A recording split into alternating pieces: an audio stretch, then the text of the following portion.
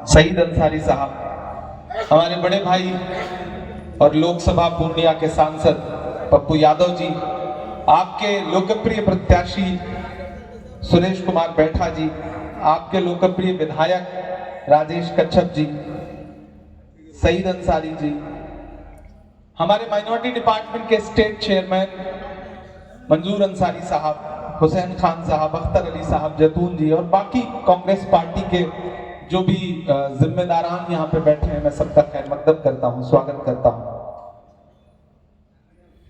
बड़ी तादाद में आप इस देर शाम यहाँ पे मौजूद हैं। कांके और खिजरी विधानसभाओं के दोनों प्रत्याशी आपके सामने बैठे हैं। मैं 10 मिनट आपके सामने गुफ्तगू करने के लिए खड़ा हूं। जब अहले खिरत की बातों पर कुछ जाहिल शोर मचाते हो, जब अहले खिरत की बातों पर कुछ जाहिल शोर मचाते हो, जब बुलबुल हो तस्वीरें चमन और कौवे गीत सुनाते हो, जब चिड़ियों के इन घोंसलों में कुछ सांप उतारे जाते हो, जब माली अपने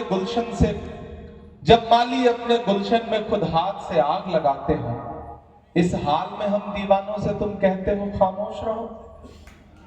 हम बोलेंगे, हम लोग अनल हक बोलेंगे। आने वाली 13 तारीख को आपको एक विधानसभा का फैसला करना है कांके का, और आने वाली 20 तारीख को आपको खिजरी विधानसभा का फैसला करना है। पप्पू जी बोल रहे थे, बहुत जरूरी बातें उन्होंने आपके सामने रखी। मैं कुछ और बातें आपके सामने रखने की कोशिश करता हूं। इरबा वालों, अगर आपको यह लगता है कि इलेक्शन सिर्फ एक विधानसभा का चुनाव है तो आप गलतफहमी के शिकार हैं। महज कुछ महीने पहले याद करिए वो दिन जब भारतीय जनता पार्टी का एक एक नेता, चाहे वो अनंत हेगड़े हो या लल्लू सिंह हो या अरुण गोविल हो, एक नारा लगा रहे थे कि हमें बहुमत दीजिए क्योंकि हमें संविधान बदलना है। वो संविधान, वो आईन जिसे हमारे पुरखों ने अपने खून से लिखा, पसीने से लिखा। मैं अब्दुल रज्जाक साहब की सरजमीन पे खड़ा हूं। उन्होंने इस सरजमीन को अपने खून पसीने से सींचा है। इन दीवारों में उनका खून पसीना शामिल है। मैं इस सरजमीन पे खड़ा हूं। वो संविधान जिसे महात्मा गांधी जी ने, डॉक्टर बाबा साहब अंबेडकर ने, मौलाना आजाद साहब ने, पंडित नेहरू ने इस मुल्क को दिया, भाजपा उस संविधान को खत्म करना चाहती है। ये तो भला हो हिंदुस्तान की आवाम का, जिस आवाम ने 400 पार के नारे से उनको ला करके 240 पे पटका। उसका परिणाम यह हुआ कि उन्हें 2 बैसाखियां लेनी पड़ी, एक चंद्रबाबू की बैसाखी, एक नीतीश बाबू की बैसाखी। एक भी बैसाखी अटकी, मोदी जी की सांस अटकी। ये आवाम की ताकत है, क्योंकि आपने एक बड़ी लड़ाई लड़ी, बड़े मकसद के साथ लड़ी। आपने छोटी छोटी चीजें नजरअंदाज कर दी। अब फिर आपके सामने झारखंड और महाराष्ट्र, 2 स्टेट के चुनाव। मैं दोनों राज्यों में चुनाव प्रचार कर रहा हूं, आवाम के बीच जा रहा हूं। आज दिन में पांकी से लेकर के, मांडर से लेकर के फिर यहां पहुंचा हूं। कल महगामा रहूंगा, जरमुंडी रहूंगा, उसके बाद फिर मांडू में रहूंगा, फिर महाराष्ट्र चला जाऊंगा। हर दिन मुसलसल अपनी नींद कुर्बान करके, पप्पू भाई हो, हम हो, राहुल जी हो, हेमंत जी हो, कल्पना जी हो, लगातार आवाम के बीच जा रहे हैं। सिर्फ उन्हें बेदार कर रहे हैं, उन्हें आगाह कर रहे हैं कि झारखंड में जो नफरत की खेती करने की कोशिश भाजपा कर रही है, वो बहुत खतरनाक खेल है और उस खेल को आपको समझना पड़ेगा। झारखंड को दिल्ली में बैठा हुआ हाकिम अपने रिमोट कंट्रोल से चलाना चाहता है। वो चाहता है कि झारखंड की जो संपदा है, यहाँ की जो खनिज है, यहाँ की जो माइनिंग है, उसको अबानी और अडानी को सौंप दिया जाए और झारखंड की आवाम आवाज न उठाए। याद करिए कि किस तरह आपके एक लोकप्रिय मुख्यमंत्री को भाजपा ने उठा करके जेल की सलाखों के पीछे डाल दिया। कई महीने तक जमानत नहीं हुई, और जब जमानत हुई तो कोर्ट ने कहा कि ये तो बिना कारण के जेल भेजा गया। बताइए हेमंत सोरेन के वो 5 महीने कौन लौटा सकता है जो जेल की सलाखों के पीछे गुजरे। जब एक मुख्यमंत्री का ये हाल करते हैं तो सोचिए आवाम के साथ कैसा सुलूक करेंगे ये आने वाले दिनों में, अगर झारखंड इनके हाथों में चला गया तो। और वो असम से एक मुख्यमंत्री महोदय आए हैं, बता रहे हैं घुसपैठ घुसपैठ घुसपैठ। मेरे हाथ में, मैं आजकल झारखंड में नक्शा लेके घूम रहा हूं और यहां मीडिया के भी साथी मौजूद हैं। ये मेरे हाथ में नक्शा है भारत का। मैं चैलेंज करता हूं हेमंत विश्व शर्मा को और अमित शाह जी को कि आए भारत का नक्शा देख लें और इस नक्शे में झारखंड देख लें और बताएं कि ये जो झारखंड की सीमा है वो किस देश से जाके लगती है और इसमें घुसपैठ कैसे हो सकती है। जब किसी देश में दूसरे देश से जाकर इसकी सीमा लगती ही नहीं है तो किसी दूसरे देश से घुसपैठ कैसे हो सकती है। ये झूठे लोग हैं, ये धोखेबाज लोग हैं। ये यहां झारखंड में खड़े होकर के भी यही बात करेंगे और जब महाराष्ट्र जाएंगे तो वहां भी यही राग अलापेंगे, क्योंकि इनके पास मुद्दे नहीं हैं। जितने मुद्दे थे उस पर ये बेनकाब हो चुके हैं। इन्होंने नारा लगाया था बेटी बचाओ बेटी पढ़ाओ। याद करो वो दिन इरबा वालों के हाथरस में जब एक दलित बिटिया के साथ बलात्कार हुआ और रात के 2 बजे उसकी लाश जला दी गई इसलिए ताकि सबूत मिटाए जा सके। याद करो वो दिन कि जब पहलवान बेटियां, ओलंपिक मेडल लाने वाली बेटियां जंतर मंतर पर अपना हक मांग रही थी तो उनको दिल्ली पुलिस ने किस तरह घसीटा था। याद करो वो दिन कि जब देश का प्रधानमंत्री लाल किले की प्राचीर पर 15 अगस्त को खड़ा होकर के खवातीन के लिए, महिलाओं के लिए सशक्तिकरण के भाषण दे रहा था तो उसके महज 2 घंटे बाद गुजरात में बिल्किस बानो के बलात्कारी जो सजा काट रहे थे न सिर्फ उनको छोड़ा गया बल्कि उनकी फूल मालाओं से उनका स्वागत किया गया। ये हैं इनके नारे, ये बेनकाब हो चुके हैं। ऐसे में एक नया नारा लेकर के आए हैं। एक तरफ इनके नारे हैं कटोगे बटोगे, मंगलसूत्र छीन लेंगे, भैंस खोल ले जाएंगे, ढहा देंगे, उल्टा लटका देंगे, और एक तरफ हमारे नारे क्या हैं? आइए नफरत के बाजार में मोहब्बत की दुकान खोलते हैं। ये लड़ाई नफरत और मोहब्बत के बीच में है। सदियों से ये लड़ाई चली आ रही है। इस बार इस लड़ाई के अगुआ राहुल गांधी हैं, हेमंत सोरेन हैं, लालू यादव हैं, तेजस्वी जी हैं, पप्पू जी हैं, इमरान प्रतापगढ़ी हैं, और एक तरफ कौन लोग खड़े हैं जिनकी एक भाषा है, नफरत की भाषा। याद करिए, मैं इरबा में खड़ा होकर के आपसे एक बहुत जरूरी बात कहना चाहता हूं साथियों। याद करिए वो दिन कि आज से कुछ साल पहले जब मुल्क में नफरत अपने आसमान पर थी, 7वें आसमान पे एक शख्स उठा दिल्ली में और उसने कहा कि मैं नफरत खत्म करने के लिए कन्याकुमारी से कश्मीर तक 4000 किलोमीटर पैदल चलूंगा, अपने पैर के छालों की परवाह नहीं करूंगा। मैं चला हूं उस इंसान के साथ, मेरे पैर के छाले इस बात के गवाह हैं कि हमने देखा है राहुल गांधी को कन्याकुमारी से कश्मीर तक चलते हुए। मैं उनके साथ चल रहा था, मीडिया के साथी मुझसे कहते थे कि इमरान साहब आप तो शायर हैं, सियासतदान में हैं, आप राहुल गांधी के साथ चल रहे हैं, आप क्या कहेंगे? तब मैं कह देता था कि जो हर जालिम से टकराएगी वो आंधी बनाऊंगा, जो हर जालिम से टकराएगी वो आंधी बनाऊंगा, नए अंग्रेज आए हैं नया गांधी बनाऊंगा। मैं चला हूं उस इंसान के साथ। इरबा वालों, आप तो इस बात पर ईमान रखते हो ना कि मजदूर का पसीना सूखने से पहले उसकी मजदूरी उसे दे दी जाए, रखते हो ना इस बात पर ईमान? हमारे बुजुर्गों का कौल है ये, मैं रखता हूं इस बात पर ईमान के मजदूर का पसीना सूखने से पहले उसकी मजदूरी उसे दे देनी चाहिए। अभी ना तो राहुल गांधी के पैर के छाले सूखे हैं, ना उनके माथे का बहता हुआ पसीना सूखा है।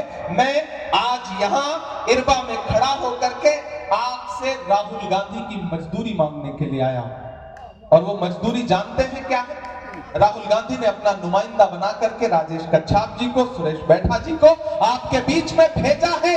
इन्हें एक एक वोट दे करके 13 तारीख को और 20 तारीख को इस प्रदेश की असेंबली में पहुंचाइए।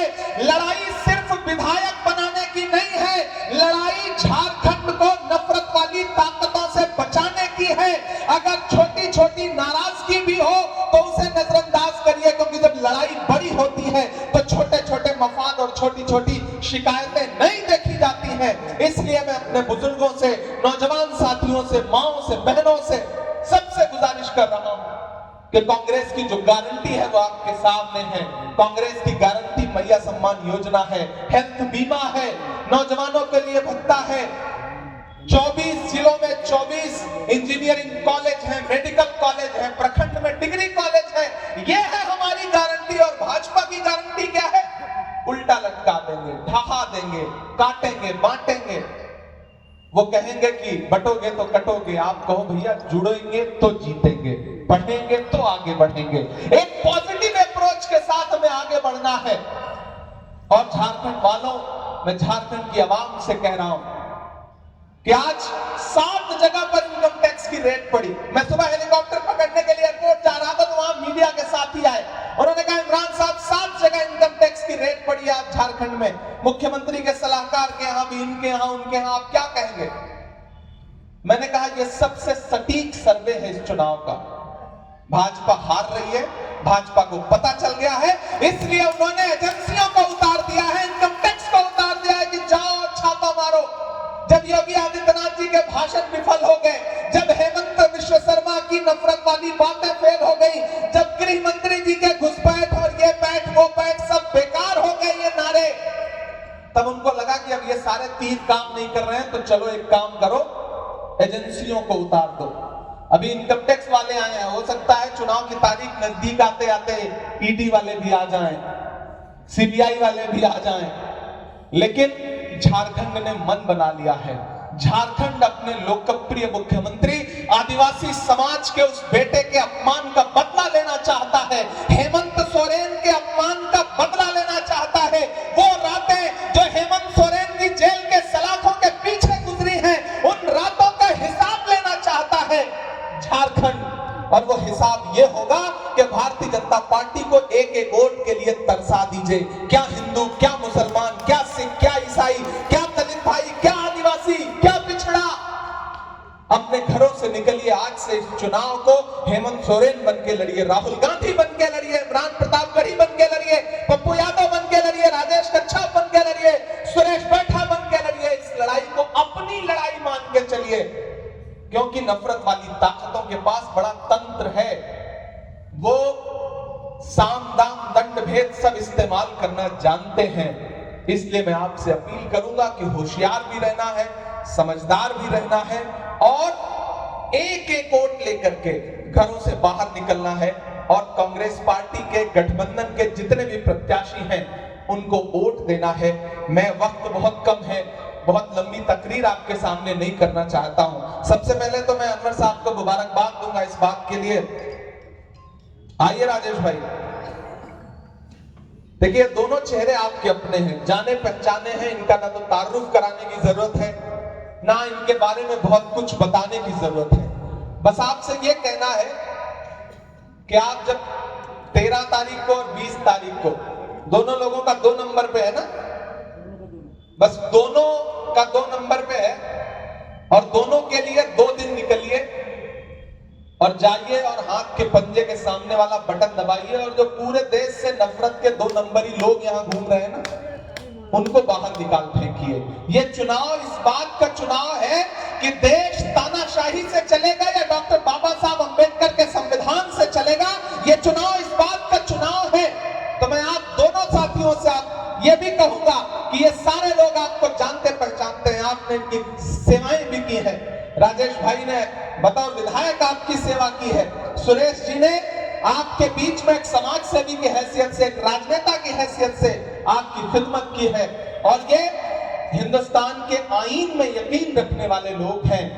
तभी मंजूर अहमद अंसारी साहब बोल रहे थे और हमें हमारी जिम्मेदारियों का एहसास दिला रहे थे। मैं आपको यकीन दिलाता हूं मंजूर अंसारी साहब, आप हमारे बुजुर्ग हैं, मैं आपके बेटे की तरह हूं। मैं एक बेटा आपको यकीन दिलाता है कि आने वाले दिनों में हिंदुस्तान के आईन को लागू करवाने के लिए किसी भी सूबे में जहां हमारी भी सरकार है, वहां जरूरत पड़ेगी तो अपनी सरकार से भी लड़ेंगे, और लड़ करके जो हाशिए पर मौजूद लोग हैं उनके हक और हुकूक की लड़ाई में पीछे नहीं खड़े होंगे। लेकिन ये मुश्किल वक्त है। घर सजाने का तसव्वुर तो बहुत बात का है, पहले ये तय हो कि इस घर को बचाएं कैसे। घर बचाने का मसला है। एक तरफ नफरत वाले आए हैं पूरा तंत्र लेकर के, और एक तरफ हम मोहब्बत के लोग हैं, हमारे दामन में मोहब्बत के अलावा कुछ भी नहीं है। इसलिए मैं आपसे गुजारिश कर रहा हूं, मैं पूरे सूबे में जा रहा हूं, मैं आपको यकीन दिलाता हूं इरबा वालों, माहौल बहुत शानदार है। ये मीडिया में कोई भी झूठा नैरेटिव बनाने की कोशिश करे, इनके झांसे में मत आना, इन धोखेबाजों के झांसे में मत आना। झारखंड में गठबंधन की सरकार बनने जा रही है और हेमंत सोरेन फिर से मुख्यमंत्री बनने जा रहे हैं, इसमें कोई दो राय नहीं है। लेकिन मैं चाहता हूं कि जब झारखंड में सरकार बने तो हेमंत सोरेन जब सीएम पद की शपथ ले रहे हो और शपथ लेकर के जब उतर के खड़े हो तो उनके एक तरफ सुरेश बैठा साहब खड़े हो और एक तरफ राजेश कच्छाप जी खड़े हो।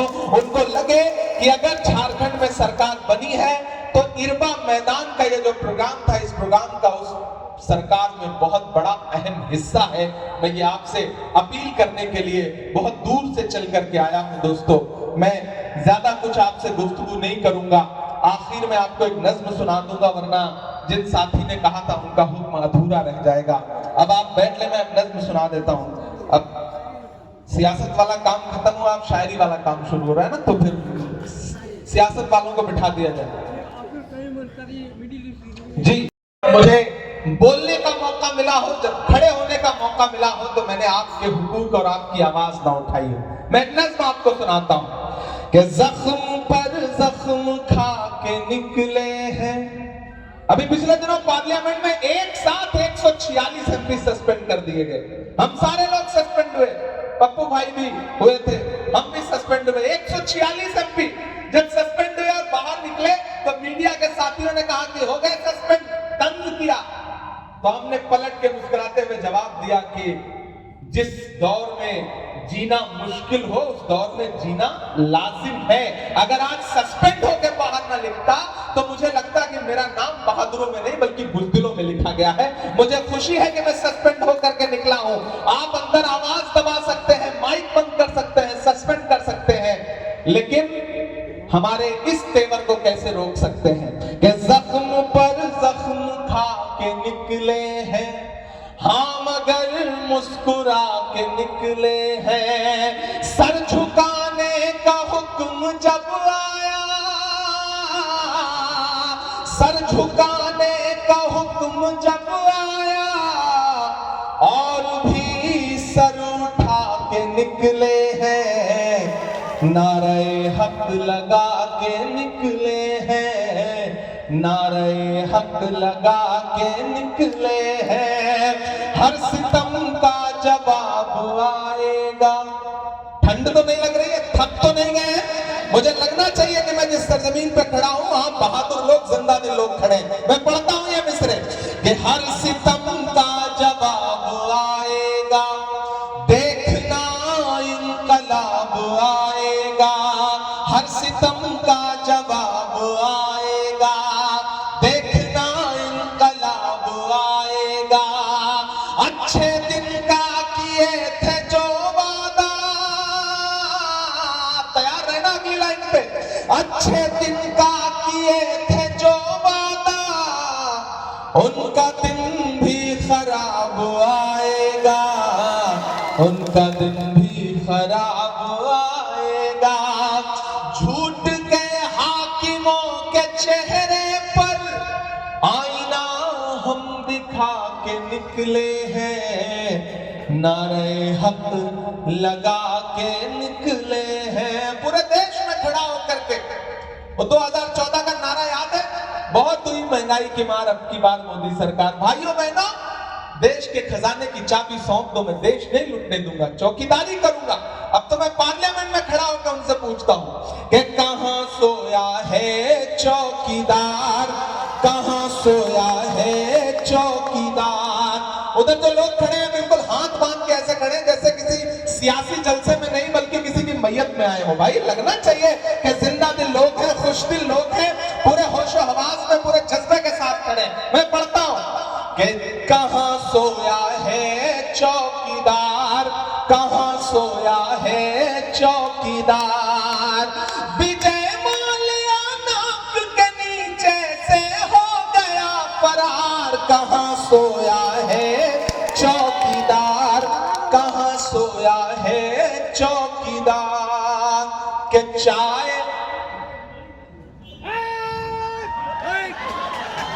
चाय का नाम आते इतने समझदार लोग हैं झारखंड के, कि चाय का नाम ले लीजिए, इनके सामने चाय का गिलास मत रखिए, लेकिन इनको स्वाद आ जाता है सिर्फ नाम लेने से। ये समझदार लोगों का सूबा है। मैं सलाम करता हूं इन सारे लोगों को, इनकी समझ को, कि चाय बेचने वाला पूरा भारत बेच रहा है। बेच रहा है कि नहीं बेच रहा है? एक दिन पार्लियामेंट में खड़े होकर प्रधानमंत्री जी भाषण दे रहे थे, बोले बताओ कांग्रेस वालों 70 साल में क्या बनाया। मैं इधर से खड़ा हो गया कि बताना शुरू करूं, तब तक मल्लिकार्जुन खड़गे जी आगे बैठे थे, बोले इमरान मत बताना, जो बताओगे ये उसको भी बेच देंगे, इनका काम सिर्फ बेचने का है, मत बताना। कि चाय बेचने वाला पूरा भारत बेच रहा है, इसी काम में हासिल उसे महारत बेच रहा है। कि रेल बिक गई, तेल बिक गया, बिका हवाई अड्डा। अगली लाइन में एक नाम आएगा, आपकी समझदारी का इम्तिहान है उस लाइन पे। अगर लगे कि आप समझ गए हैं तो आपकी तालियों का शोर न सिर्फ रांची में रहना चाहिए बल्कि दिल्ली तक जाना चाहिए। मैं पढ़ता हूं ये मिसरे कि चाय बेचने वाला पूरा भारत बेच रहा है, इसी काम में हासिल उसे महारत बेच रहा है। कि रेल बिक गई, तेल बिक गया, बिका हवाई अड्डा, सब कुछ बिकता देख के खुश हैं अपने जेपी नड्डा।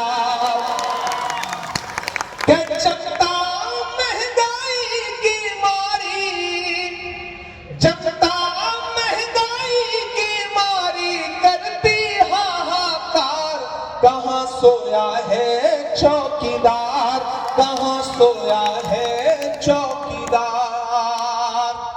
ये इरबा है, इरबा से जो आवाज उठती है वो पूरे झारखंड में आवाम का रुख तय करती है। इसलिए भी मैं एक बात बहुत संजीदगी से कहना चाहता हूं। हो सकता है गठबंधन सरकार से, पार्टी से किसी मसले पर इख्तिलाफ हो, कोई वायदा पूरा ना हुआ हो, कोई बात बाकी रह गई हो, लेकिन इसका मतलब ये नहीं कि कमान जो है वो ले जाकर के दुश्मनों की गोद में रख दी जाए। अपनों से नाराजगी जायज है तो शिकायत दर्ज भी करिए, हम सब सुनेंगे भी, लेकिन इसका यह मतलब नहीं कि आप जो है भाजपा को फायदा पहुंचाने लग जाइए। पूरे सूबे की आवाम से मैं इरबा में खड़ा होकर यह बात कह रहा हूं कि जब जंगल में आग लगती है, बहुत संजीदगी से सुनना इरबा वालों, कि जब जंगल में आग लगती है तो न वो बरगद बचते हैं जो हवा को आंधी में तब्दील करते हैं, और न वो बांस बचते हैं जो आपसी रगड़ से चिंगारी पैदा करते हैं। इसलिए बहुत समझदारी, बहुत होशियारी, नाराजगी किनारे रखिए। लड़ाई बहुत बड़ी है, बड़ी लड़ाई में अगर आप कहीं कोई नाराज होकर के कैंडिडेट खड़ा हो गया है, कहीं कोई ये कह रहा है कि नहीं हम तो नाराज हैं, सबक सिखा देंगे, ये सबक सिखाने का और एक्सपेरिमेंट करने का वक्त नहीं है, बल्कि जो आईन को पामाल करना चाहते हैं उनको सबक सिखाने का वक्त है। तैयार रहिए। 13 तारीख को, 20 तारीख को पूरे सूबे के लिए मेरा ये संदेशा है कि एकजुट होकर के, मुत्तहिद होकर के गठबंधन के प्रत्याशियों को वोट करिए, और खास तौर से राजेश जी के लिए, सुरेश जी के लिए वोट करिए। ये आपकी खिदमत करेंगे। एक बार फिर से आप सारे लोगों का बहुत शुक्रिया। 23 नवंबर को रिजल्ट आएगा, मेरी नजरें दोनों असेंबली पे रहेंगी। आप इन्हें जिता के असेंबली भेजिए, मैं फिर आपका शुक्रिया अदा करने के लिए आऊंगा। बहुत शुक्रिया, बहुत बहुत।